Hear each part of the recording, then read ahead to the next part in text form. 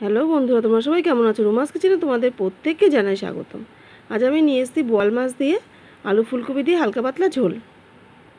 তো দেখো, এখানে বোয়াল মাছ আমি ভালো করে ধুয়ে নুন হলুদ মাখিয়ে রেখেছি। আর রয়েছে ফুলকপি কাটা রয়েছে, আর রয়েছে আলু কাটা।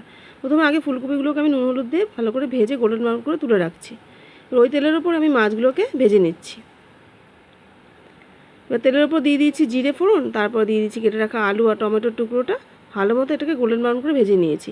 তারপরে অ্যাড করে দিয়েছি আমি লঙ্কা বাটা, আদা বাটা, নুন হলুদ আর ভাজা ফুলকপি দিয়ে ভালো করে কষিয়ে ঝোল দিয়ে দিয়েছিলাম। ঝোল ফুটে উঠতে আমি দিয়ে দিয়েছি বোয়াল মাছ, ভাজা বোয়াল মাছ, আর ওপর দিয়ে দিয়েছি রোস্টেড জিরে, ধনে, তেজপাতা আর গরম মশলা বাটা। মোটামুটি এটাকে 5 মিনিটস ফুটিয়ে নিচ্ছি আমি। এবার 5 মিনিটস পরে আমি এর উপরে অ্যাড করে দিয়েছি আমি গার্নিশিংয়ের জন্য ধনে পাতা। তো রান্নাটা আমার হয়ে গেছে।